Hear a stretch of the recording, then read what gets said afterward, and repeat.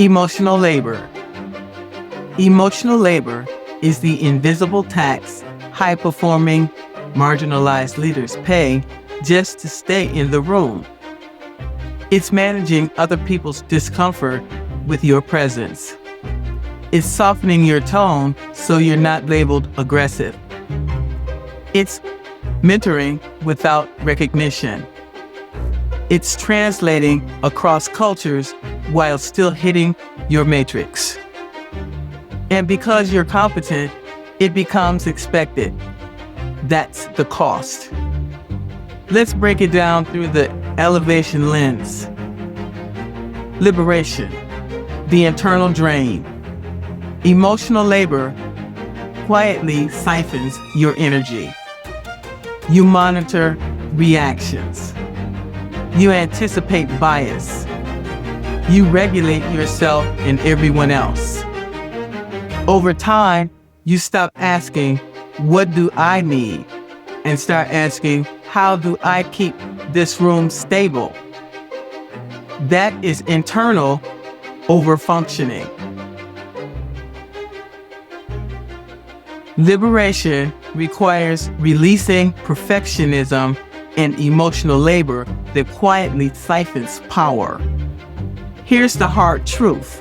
If you are constantly managing the emotional climate, you are not fully leading, you are stabilizing. And stabilizing is exhausting. The cost shows up as decision fatigue, resentment you can't quite name, success that doesn't feel satisfying. You look accomplished. You feel depleted. Visibility, the recognition gap.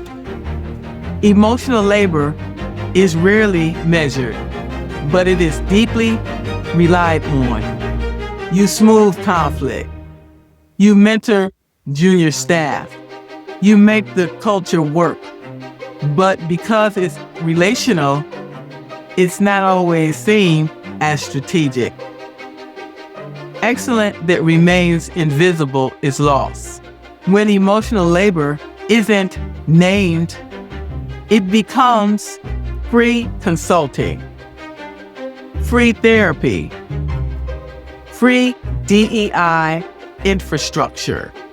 And suddenly, you're carrying the representation tax without the authority to change the system. Visibility here means documenting and positioning the relational work as leadership work, or deciding where it no longer belongs to you.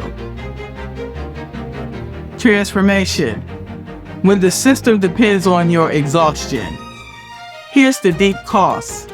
Some systems are quietly sustained by your emotional labor.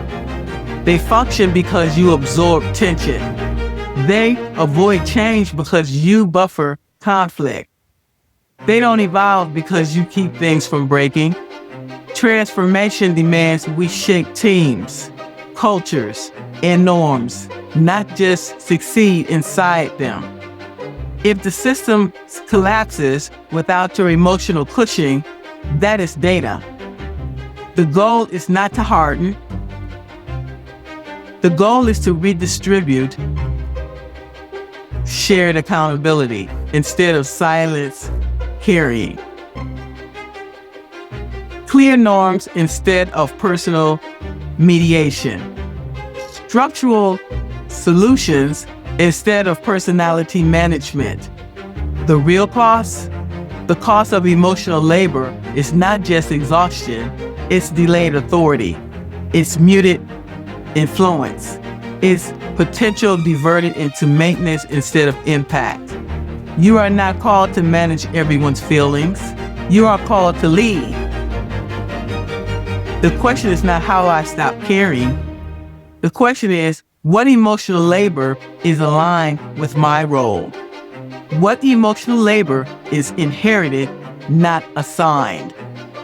What would shift if I stopped absorbing what the system refuses to own? Elevation requires internal freedom, strategic visibility, and systemic change.